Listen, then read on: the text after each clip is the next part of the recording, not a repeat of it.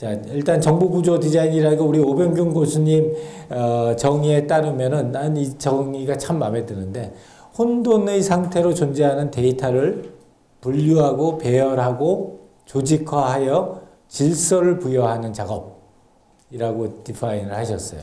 아주 정말 아주 정확한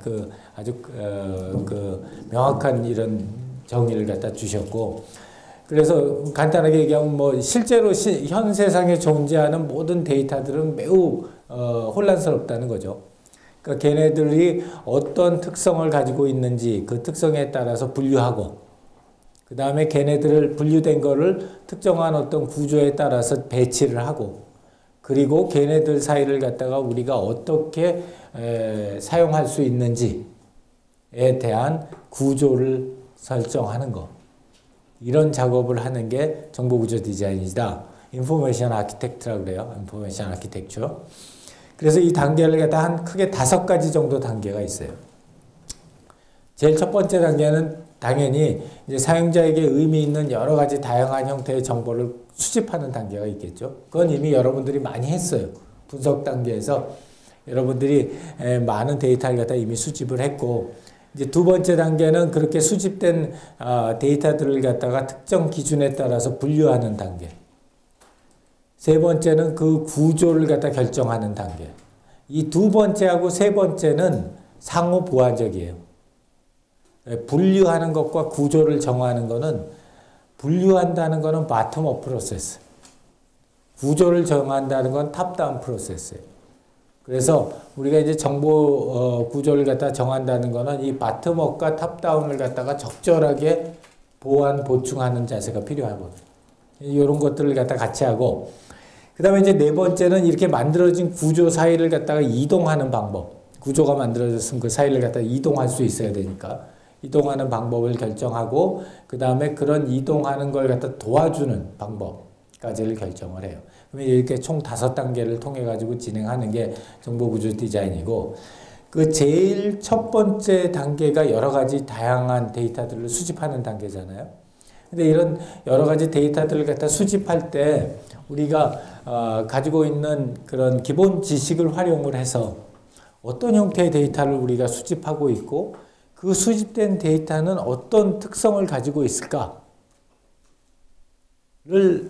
미리 알아볼 필요가 있어요. 이게 뭐 앞에 나오는 우리 이제 앞으로 얘기할 10가지 정도 되는 데이터의 유형들은 여러분이 다 아는 거예요. 다 아는 거고, 새삼스럽게 우리가 이게 뭐다 이런 디파인을 할 필요는 없어요. 근데 그럼 왜 우리가 이런 것들을 갖다가 알아야 되느냐? 왜냐하면 얘네들이 이 데이터가 가지고 있는 가장 기본적인 속성들을 결정을 해요. 예를 들자면 팩트, 첫 번째가 팩트라고 한다면, 팩트라고 하는 거는 주로 어떻게 표현하고 어떻게 사용한다. 그러니까 우리가 팩트가 뭔지 모르는 거 아니란 말이죠. 팩트라는 거는 뭔지 이미 알고 있는데, 이 HCI적인 입장에서 보는 거는 그런 팩트라고 하는 건 주로 어떤 형식으로 표현하고 레프리젠테이션을 하고, 그 다음에 걔네들은 주로 어떤 방식으로 사용한다 하는 게 그 데이터의 성격을 갖다가 알면은 얘를 어떻게 사용하고 어떻게 표현하는지가 대충 결정이 되는 거예요. 이제 그런 의미 때문에 제일 정보구조 디자인에 있어서의 첫 번째 단계는 우리가 컬렉터하는 데이터가 어떤 성격의 데이터냐 하는 걸 갖다 먼저 파악을 하는 거예요. 여기서 지금 10가지 정도를 얘기를 했지만, 이 10가지만 있는 게 아니라 이 데이터의 종류는 많이 새롭게 만들어져요. 그렇기 때문에 뭐 요새 나오는 빅데이터도 마찬가지죠. 아주 대표적인 케이스고. 그렇기 때문에 여러분들처럼 뭔가 이런 창의적이고 이노베이티브한 생각들을 갖다 하고자 하는 사람들이라면 최근 들어서 새로운 타입의 데이터가 나오는 것 같은데, 그 타입의 데이터는 어떤 식으로 표현하고 어떻게 사용하면 좋을까? 이런 생각을 한번 해보면은 거기서부터 우리가 이제 새로운 형태의 서비스나 프로덕트가 나올 수 있다는.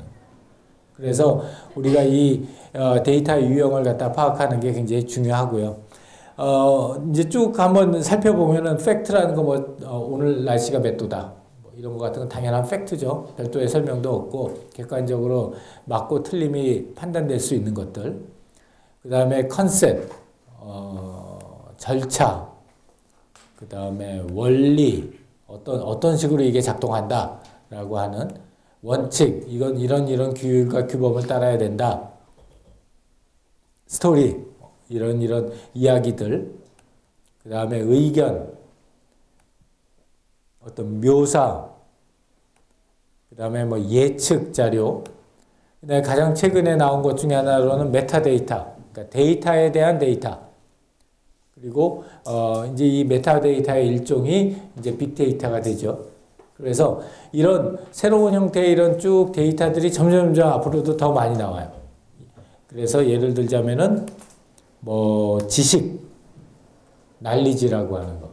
이런 것도 이 기존에 따라서는 데이터와 날리지를 나누기도 하지만 지식이나 지혜라고 하는 걸 별도의 형태의 데이터라고 추정하기도 하고, 우리 지난 학기 때는 소셜 그래프, 그러니까 릴레이션이라는 것 자체가 새로운 데이터가 될 수 있다. 이건 당연히 굉장히 중요한 형태의 요새는 데이터로 사람들이 아주 많은 관심을 가지고 있는 거고, 또 요새 나오고 있는 중요한 데이터 중에 하나가 자취라고 그랬는데, 자취상의 자취가 아니라 흔적. 그러니까 뭔가 그 사람이 무엇인가를 했다고 하는 그 남겨진 흔적. 이런 것들도 굉장히 중요한 형태의 자료의 유형이 된다는 거죠. 그래서 이런 것들 외에도 이제 새로운 유형의 데이터 뭐가 있을까? 걔네들은 어떤 식으로 표현할까? 그리고 걔네들은 어떻게 사용할까? 를 갖다가 한번 생각해 보는 것도 재미있고요.